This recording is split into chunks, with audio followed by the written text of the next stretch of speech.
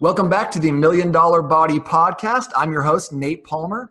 Today I've got the honor of being joined by the fabulous Cristina Peerenboom, founder of Pound Rock Out Workout, right? Yes, sir. That's what I do. Can you tell me a little bit more about what you're up to right now, Cristina? Right now, the last couple years since exiting Pound as co-founder, I have been making it my life's mission to share all of the crazy, wild morsels of goodness I learned in my 10 years there. So I've been coaching other entrepreneurs who are hoping to get venture capital or who are working on pitching and scaling their companies. And I also had the privilege of helping Channing Tatum launch his Magic Mike live show in Las Vegas. So that was pretty wild. And I spent the last year, I just lost my headphones. Spent the last minute recovering my headphones. I spent the last year in San Francisco working on a couple of tech-based products. And now I'm back in Southern California. So ta-da, I'm not a hologram, I'm real.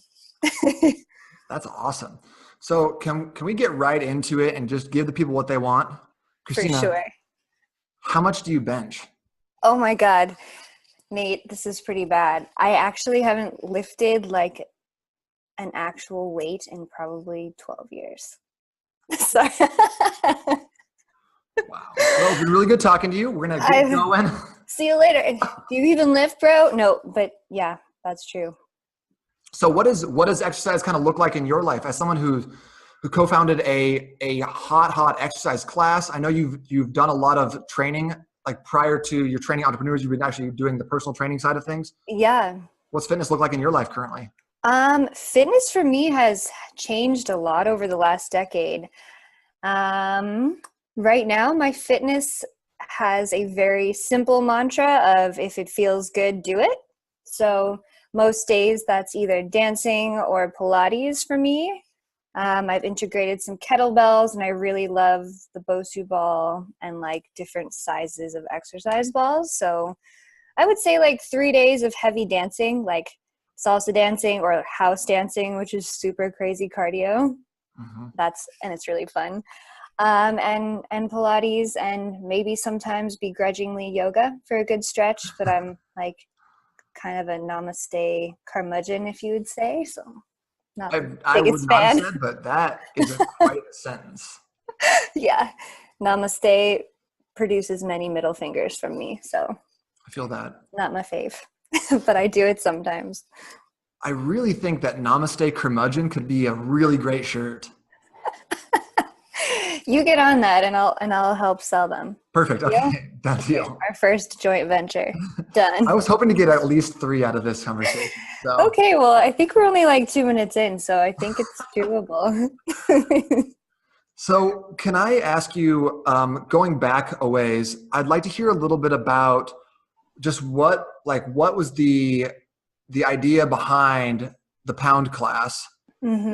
What started you off in that vein? And what happened?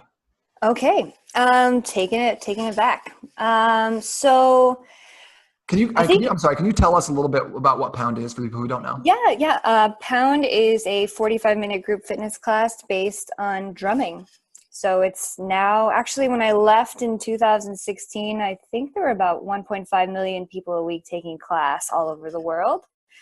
And I think now the instructor base is up to 20,000 instructors. So you can pretty much find it anywhere you go. It's an infomercial. It is a DVD series, 2 DVD series, and was a show on the Shopping Channel for a while. So they got a shout out on This Is Us, which is yeah. That was a really cool placement. So yeah, that's what Pound is. It brings the music world and marries it with fitness and makes fitness as fun as rocking out. And it's still going strong thanks to my awesome co-founder who steers the ship now. So I don't have anything to do with it anymore, but I love taking class from time to time and keeping an eye on it from far away. Cool.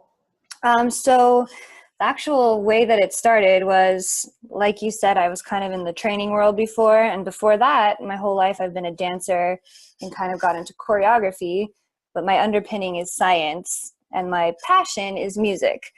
So those things were kind of brewing brewing as the scaffolding behind the scenes. And then kind of like during college, during more of competitive dance, I kind of got this weird body image thing where all of a sudden I realized what I looked like. And before, like, I grew up such a tomboy and I didn't really understand like what I looked like. Like, I didn't have a sense of my own body image. And one day, because of dance, I realized like, oh no, like I need to stay in shape. Like, people can see me a certain way. My weight means something to other people. And so then that kind of tweaked me a little bit. And I started going to the gym for the purpose of looking a certain way. And for a couple of years, that kind of sucked me into this, like, I don't want to say vanity cycle, but it just wasn't a happy place like where I am now with how I work out and how I feel about my body. But the one thing I did realize that took me away from that was practicing drums. So, and I'd realized that after practicing drums, I was sweaty as fuck. And I like had this free feeling in my mind of like, wow, I'm not thinking about why I'm doing this. This is music. It's just the thing that like attracts me. Whoops, headphones gone. So, I realized then that if maybe I invented a heavy stick, that would change the physics of the arm motion and turn it into Pilates, essentially, where the periphery is causing the core to be knocked off balance and everything is contracting to kind of keep you on your feet. So that's where the science, the music, and kind of physiology and everything converged. And I was like, oh man, maybe fitness can actually be as fun as rocking out if I distract myself and make fitness into music. That's so dope. Yeah.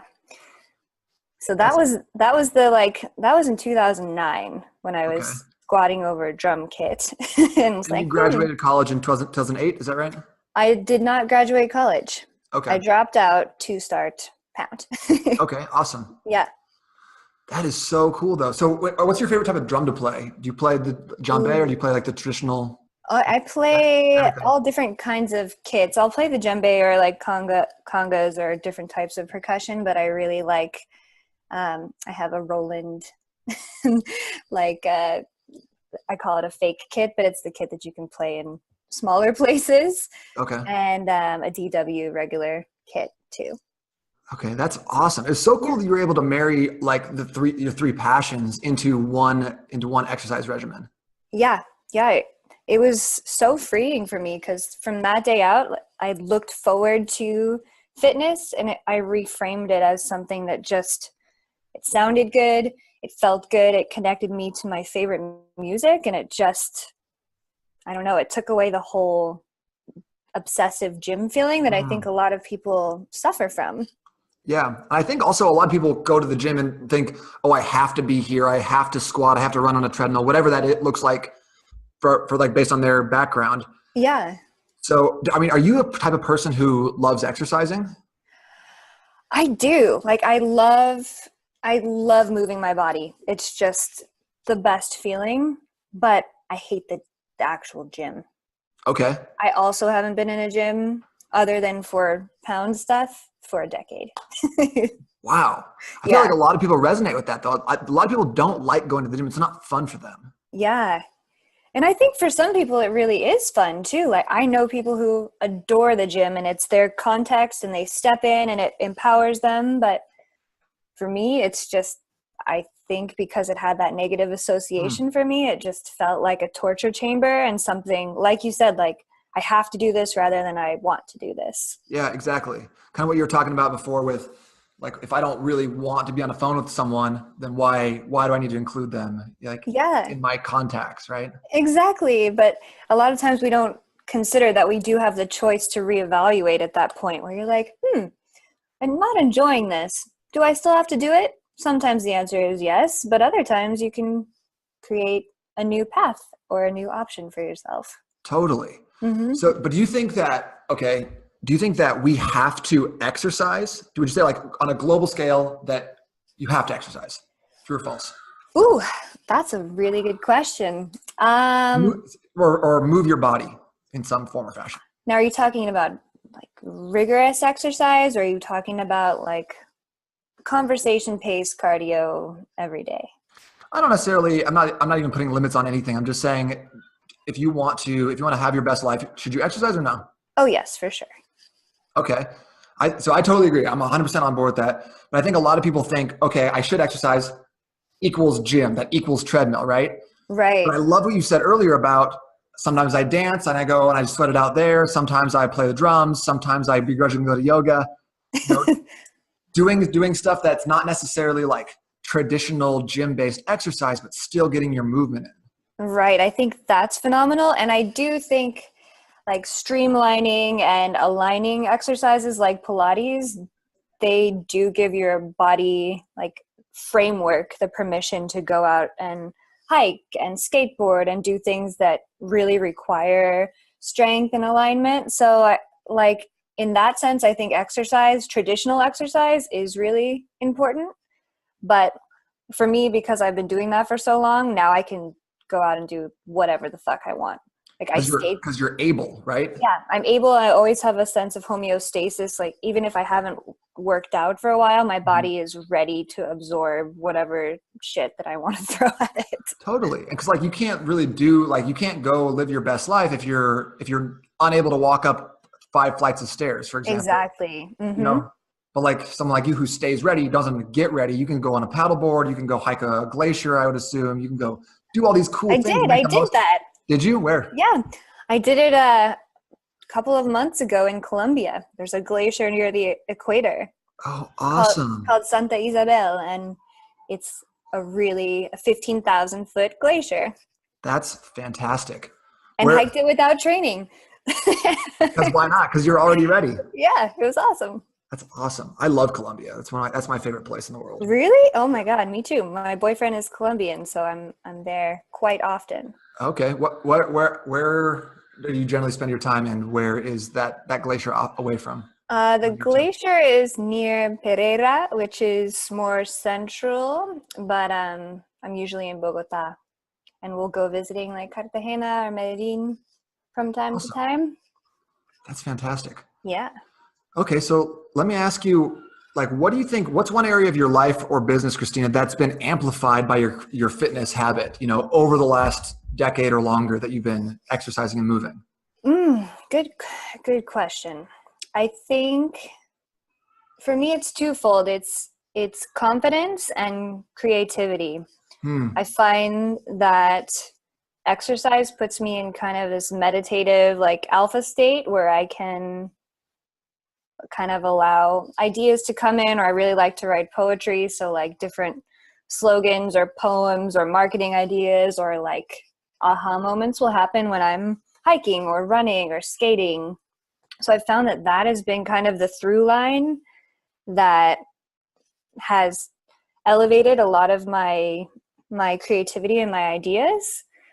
And confidence, I think when I'm consistent with moving my body and kind of getting a little endorphin rush, but also knowing that I've allocated time to treat myself correctly, I just find myself walking into the most stressful or high demand situations with my shoulders back saying like, okay, I got this shit. Like I'm treating myself right.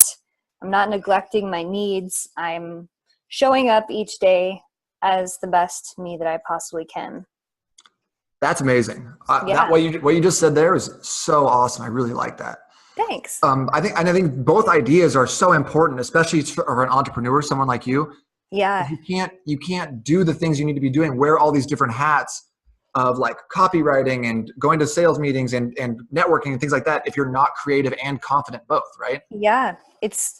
And I think we like exercise is something that I think is celebrated a little bit more as it's celebrated as an obligation, which Mm-hmm. is kind of interesting. But like, Hashtag grind. but things like music or things like other pleasurable things that we have in our lives, like dance, music, exercise, these things aren't seen as like essential.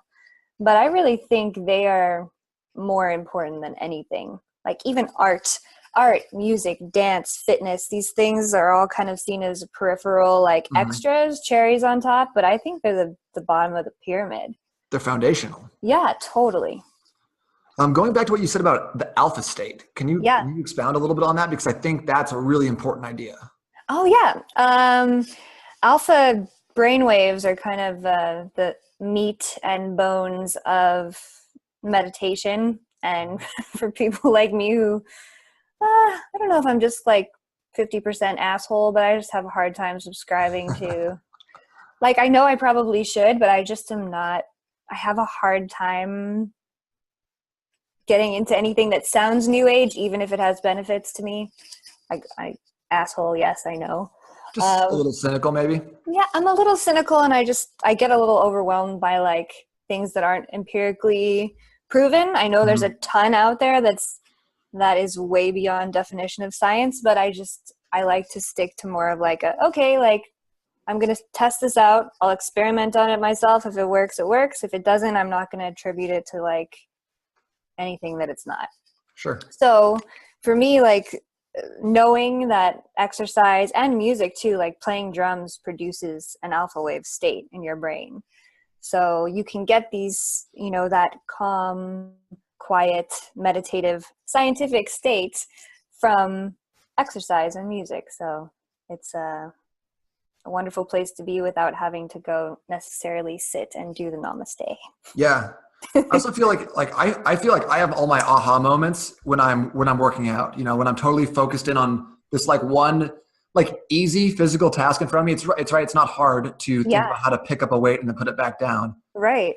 So if all my attention is focused there, then all my subconscious can be running in the background, answering these questions that I have. Yeah. It's like exercise gets you out of your own way. Totally. Yeah. It kind of occupies you, like occupies different parts of you that might normally be mobilized to put your own foot in your mouth or whatever the fuck else you might be doing to sabotage yourself. Or pick up your phone and scroll Instagram or some shit like that. Exactly. Things that distract us from actually solving our problems. True. Yeah. I guess it is a way that we get some consistent, dedicated time to one task, because we don't really get, like, even when you're working now, you're just constantly ping, ping, ping, coming in from the outside. You're like, okay, leave me alone. And especially someone like you, because you don't have necessarily like one task. You're not like analyzing this one sheet all day, right? You're doing this, you're meeting this person, you're having this conversation, you're answering this email. There's so many distractions. So it's hard in our current lives to have that 1 hour just dedicated to like blinders on one thing, right? Yeah. And I also realized a lot of times we don't get to output a lot anymore. I realize we're all kind of like huddled up, deflecting or responding or reacting. And like, I really love outputting stuff, whether it's writing or like when you say output, you mean creating? Like I mean creating, like letting things come out, whether it's a conversation or any kind of creativity, writing, whatever it is. But I realize fitness and like focusing when you're either at the gym or you're dancing or running, it's something that you are generating, self-generating and sustaining. And you're not necessarily in that reactive response mode that I think is kind of become our homeostasis. Which is a shame. I know. To be reactionary all the time is so stressful. It Because totally. you're constantly like in this like parry, like, am I going to take a shot? Like, like who's texting me now, Yeah. So generating, it's a good state to be in. Yeah. And you output a ton of stuff. I know I've been following your poetry you've been putting out for a long time. I love your writing. The article that you just released on, was it Medium, about talking about your texting? Oh yeah. 27 ways you didn't know texting is fucking up your life. Yeah. Unbelievable. I'll put a link to the bottom of this the podcast so people can check that out. But I just love the way you write and communicate. It just feels so raw and authentic. Thanks. You definitely don't pull any punches. Thank you. How many hours a day do you spend like creating and outputting stuff? Including your fitness, including drumming, including all of the things. That's a lot of hours. Every morning I wake up and I probably do about 2 hours of just creative writing, like whatever happens to be coming out. And fitness, I usually spend like 30 minutes to an hour each day. But if I am working on an article or I'm working on like a deck or heavier creative writing materials, it'll be 8 or 9, 10 hours a day. Wow, that's amazing. I wonder how many other people can say they spend 10 plus hours a day creating and outputting. I don't know, but when I don't do it, I feel like a sack of dicks. So it's what makes me feel good. I've never heard that phrase before, but I'm gonna repeat it, and I may or may not give you credit. Okay, you just don't use it around your daughter. She's only 6 months. She can handle it. Okay. In that case, maybe her first phrase will be sack of dicks. Then you better give me credit. Okay, done deal. Deal. So kind of going back to what you were talking about with the confidence and creativity. Yeah. How do you feel like bringing confidence and creativity into your life, like using fitness as a vehicle, was able to help you amplify some of the business and life stuff you were doing that didn't necessarily have to do with fitness? Okay. Maybe like you mean in my most recent projects or dealing with like other entrepreneurs? Yeah. Like how does like you said, walking into a room with your shoulders back, being like, I can handle this shit. How does that help you? Like, how has that helped you in your like recent ventures? Oh, well, yeah, this is actually, I'll go a little bit deeper because like not many people know how hard the transition from Pound has been for me. I left because it had been almost a decade and I was turning into kind of like a talking head that was repeating the same script again and again and again. And, you know, like starting a company when you're 20 years old and kind of being stuck with it in a really elevated version of it. Well, it's just something that I think most people would be like, okay, I had my run. I love it. It's amazing. It lives in the world. And now I'm going to like see who I am. Because I didn't really know who I was anymore. I was just kind of like this thing who would talk about like, this is what I do, but I don't know who I am. So it was time. However, like, I feel like I had kind of like child actor syndrome where I'm like typecast into this role and everything that was in me, like music, writing, creativity, science, those things are what helped me build this. However, all the world sees is like fitness celebrity doing like great things. And so it's been actually really hard for me to legitimately use like the science, the business acumen and get acknowledged and use that moving forward. Like people would just look at me and be like, oh, you did like a fitness class. And I'm like, no, like, let's look at the numbers here. Like I'm a business person.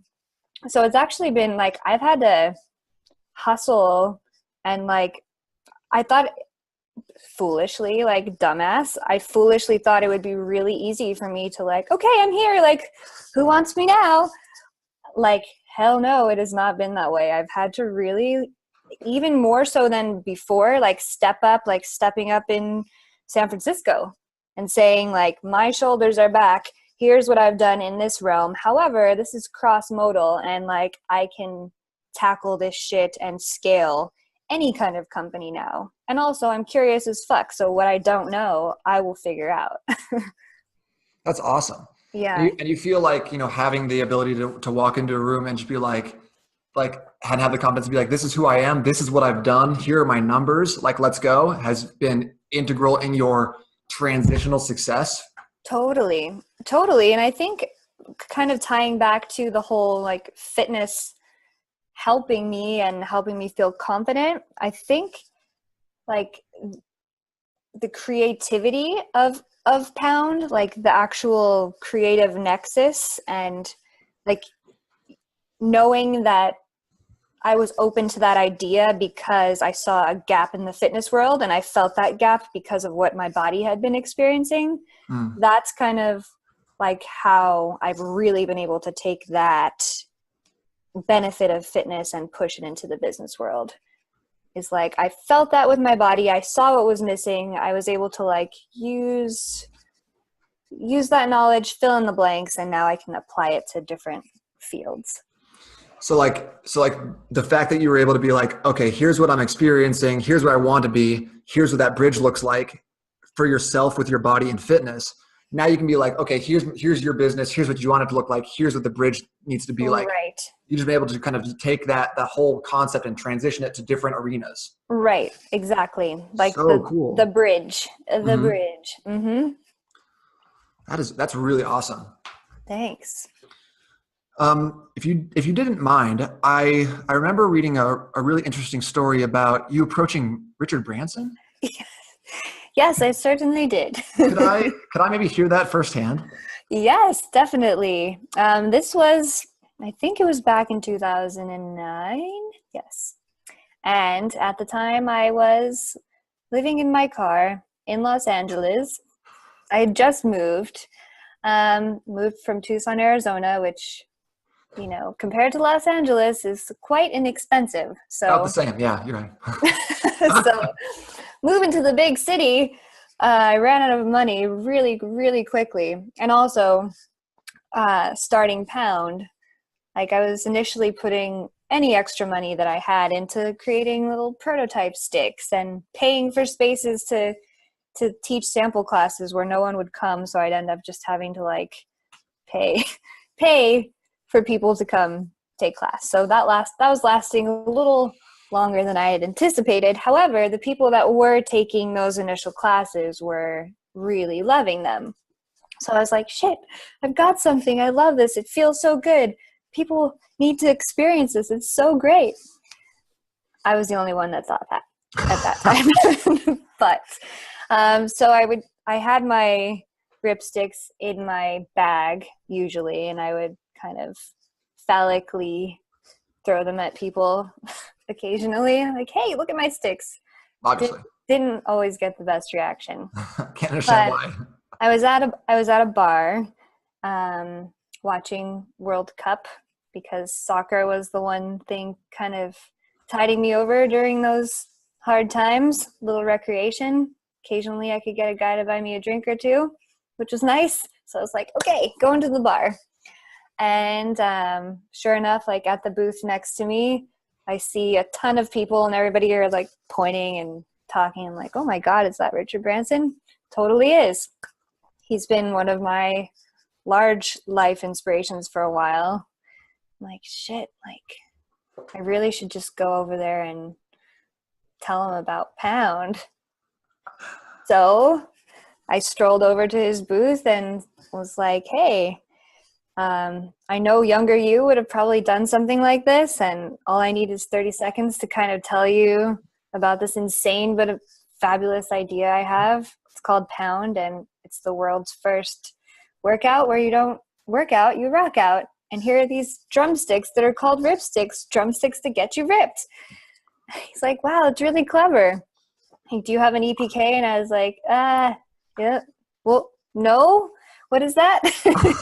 He's like, oh, I'll give you my email. Like, all right. So he gave me his email, and then he left in this huge fanfare, and paparazzi were outside waiting for him. And I was just like, holy shit. And I got home, emailed him and said, thank you. Here's my deck, which was just a bag of dicks as well. It was like, I had no graphic design experience, and just like, I think my computer was broken. So and he emailed me back right away and said, hey, this is great. I own one of the largest gym chains in the world called Virgin Athletic, which turns out it's huge in like England and South Africa, all over the place. So he's like, I'm going to patch you in and loop you through to the head of fitness, and you guys can take it from here. I'm like, sounds great. Mind blown. What did you feel at that moment when you got that email back from him? I thought it was just a bounce back email. Yeah. Like Mailer Damon or whatever it is. Yeah. I was like, oh, Richard Branson email bounce. And I was like, Richard Branson? Hi, Cristina? Like, what? You talking to me? Were you just like, just giddy? Oh, yeah. I was giddy. I was so giddy. That's unbelievable. Hey, I know that the younger you would have done the same thing. I just need 30 seconds real quick. Yeah. I like that you didn't even ask. You just rolled right into it. Oh, I know. And his son was hitting on me too at the time. So I think that might have helped. Praise the Lord. That is unbelievable. Yeah, it was. Now I look back and I now would never have the balls. I don't know what the fuck I was thinking. I would, maybe it's because I don't feel as passionate about anything that I do now as I did about Pound, because that thing was just propelling me to like do stupid shit and somehow made me immune to getting rejected. Like, oh, can you imagine like a drumming workout before anybody's heard of it? Like how stupid it sounded. I don't People were know. like, girlfriend, you're a moron. Apparently not though. Yeah. I was gonna say that you it sounds like you have a gigantic set of lady balls. Oh my Be able to God. pull something like that off. Oh, they were like swinging. I think they've since retracted, but but they were like wrecking lady balls. They were just like boom, boom, boom. Like, Just like, yeah. jeez. So, I mean, what would you tell someone like, okay, so someone like me or another entrepreneur walks into a bar and like, there's our idol, there's our icon, the person we've like looked up to, person who's like could make or break our success. What would you tell that person to do? Oh my God. I would say humor. Something funny? If there's some way you can break the sound barrier with some kind of humor. I don't think I was funny that day, but if someone was approaching me now and like wanted advice, some kind of humor and just like, yo, I know this is whack, like sorry for coming up to you, but like something that just kind of acknowledges like, yo, this is weird, but this is how we all got our start, like don't be a dick, you know? Yeah. Okay. That's good advice. Yeah. A little bit self-deprecating. Hey, Yeah. being a huge asshole right now, but Yeah, the worst thing I think would be to be too formal or just not be self-aware and just be rigid. If somebody came up to me and like scooted over and was like, "Yo, I'm struggling, but I've got a but few I'm songs." passionate. Yeah, I would say, "Okay, like let's talk." That's cool. Yeah. So, in the kind of advice arena, if you could go back in time to 2009 and give Mhm. yourself maybe one piece of business advice and one piece of health or fitness advice, Ooh. what would those be? What would you tell? What would you tell 10 year ago, Christina? Ooh. Fitness-wise, I would tell her, make sure you stretch. That's good advice. Yeah, because I used to do like, I mean, for example, I would be sitting in the office for 12 hours each day with no exercise because the company was requiring so much leg work rather than leg day kind of work. And then I would film a DVD, or I would film a press segment, or I would do an 8-hour training out of nowhere. And then I'd get on a 14-hour flight to Australia with no stretching. And doing that shit for years and years and years with no stretching or cool down, like it took me a long time to kind of oh, I'm getting like sunny. I thought you were just kind of emanating light. Oh, it's the Yeah. voice of God coming through. The No, more you talk, the more like the brighter you got. It's like, wow, your energy is insane right I now. wasn't even looking at I've been looking at you, Nate. But yeah, so I would say, honor your body with a good cool down and a stretch if you're doing high caliber or ballistic or just unheard of stupid stuff to your body. Fair enough. And business advice, I would say, even in your most desperate days, always embrace your no. Like the power of no is bigger than the power of yes. Tell me about that. Tell me about the power of no. I think like some of the things that I'm proudest of, and any of the time that I'm not, or I feel like something went away that I didn't want it to, is when I didn't like firmly put my foot down and say no to like whether it was partnerships that just didn't feel quite 100% yes, or like opportunities that kind of dance in front of you and look glitzy and you're like, yeah, but I don't like that could be good, but it's not necessarily what I do want. So kind of saying no to things that are could be's or should be's rather than 100% yeses. I love that. That's great. Yeah. I try to live that hell yes or no lifestyle. I'm trying to do that a little bit more this year. Yeah. And how are you finding it feels for you? It feels great when you do say no to something that you know is not necessarily the right fit. Yeah. Like I just had an opportunity to go lead a group in like this big event in Chicago, and I was like, yeah, that sounds amazing. Wait, that's not in line with my current goals. That doesn't fit what I want to accomplish this year, so I have to abstain. Yeah. Good call. And I think these things can there are so many good opportunities, and especially nowadays, like we're getting inundated.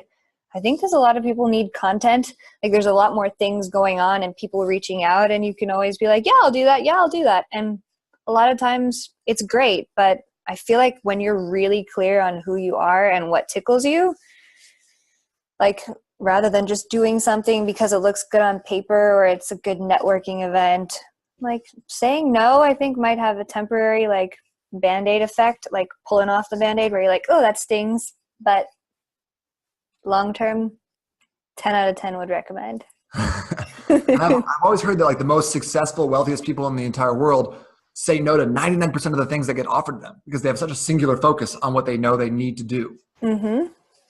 So that's awesome advice. Thanks. I needed to take it more this last year. Like I think in my exploratory phase coming out of Pound, I was like, okay, well, I can't do anything in health and fitness. And that's pretty much all I know. So I'm going to have to try everything else. And I'd be like, yes, I'll try that. Totally. Yes. And I realized like, wow, when you don't have clarity on like what you actually want rather than what you could do, I always say, be careful what you work for, because like nowadays, especially when you know you can work for something and achieve it, you have to be really careful what you apply yourself to, because you can make that shit happen, but it might be the wrong shit for you. That is a nugget right there. I want to go back and just say that one more time. You said, be careful what you work for. Yeah. And I think that's so much different than what a lot of people think, like be careful what you wish for. Yeah. But we do live in an age where everything is possible, right? You can do anything. Yeah. So for someone to make sure that they have that clarity, like you said, have the exact, like they know who they are, know what they're working for, and then put their head down and get that job done. You got to be careful, especially, and I think again, maybe tying it into fitness, when you do know you can train for something and achieve it, you have to be careful, like to know what you are training for. Mm-hmm. Like, are you trying to be a bodybuilder? Are you trying to be a sprinter? Are you trying to just look good naked? Like whatever it is, you have to know what you're working for, because when you know you can apply yourself, it's both a blessing and a curse to know that, okay, like what I'm getting into, I'm probably going to do it. Mm-hmm. Yeah. Especially someone like you who has a track record of success, obviously has a little bit of a hard head about getting shit done. Right? I mean, that it just is what it is. You're going to accomplish what you set your mind to. So make sure you set your mind to the right thing. Yeah. And it's scared, like starting, like I'm working on a new venture of my own now that's been a slow burn for a couple of years, and I took some time flirting with it to really make sure, because it wasn't something that ignited me like Pound. And I'm like, okay, but I'm trying to not force myself to feel that same spark again, because I'm not sure if I will. Like that, I think Pound was my perfect spirit animal company. There might not be poetry I love as much as that, but it's a totally, like, I don't care if I monetize it or not. It just feels good. But so yeah, like trying to start something new with the knowledge of like, okay, I want to really make sure this is right. It's kind of a new, maybe something that people wouldn't know that is still a struggle for me, even like, starting stuff just because I've done it before doesn't make it any easier. Right. Doesn't guarantee your success in that arena. That is awesome. Well, Cristina, I feel like I could keep talking to you for another hour, but I want to respect your time, and just wanted to kind of end with this. Is there anything right now that you want to leave us with? Ooh, you want some more nice? Ooh, hot take. Unrelated, but yes, I think unrelated for sure. Because you just became a new parent, and my little sister did too. I want to just say that you parents, are fucking superheroes, and starting a company or whatever like entrepreneurial ventures I've done before, I don't think even touches what level of balls that you guys have. So I would say I just wanted to give a little props to parents out there and anybody listening who might not think that they have what it takes to like, you know, kick ass, take names in business. If you're a parent, you've already gone to business school. So That is really nice of you to say. I really appreciate that. of course. You're right. Yeah. I'm looking at my wife more and more being like, wow, you are amazing. So yeah. it's unreal, some of the stuff she does. So, all right, Cristina, how can we catch up with you? My most favorite form of social media is Instagram, and I am cboom_was_here. Cboom was here. And Awesome. Pretty much everything I do, I funnel through there, and it goes to my Facebook, so you can catch me outside. We'll catch you outside. And then I'll put a link to your website in this as well. Fabulous. Thank you, Nate. Awesome. Thank you so much for being with us. Really appreciate it. That was just some awesome nuggets today. So thank you so much for your time. Really, You're really welcome. have you on. Oh, thanks for having me. All right. Talk.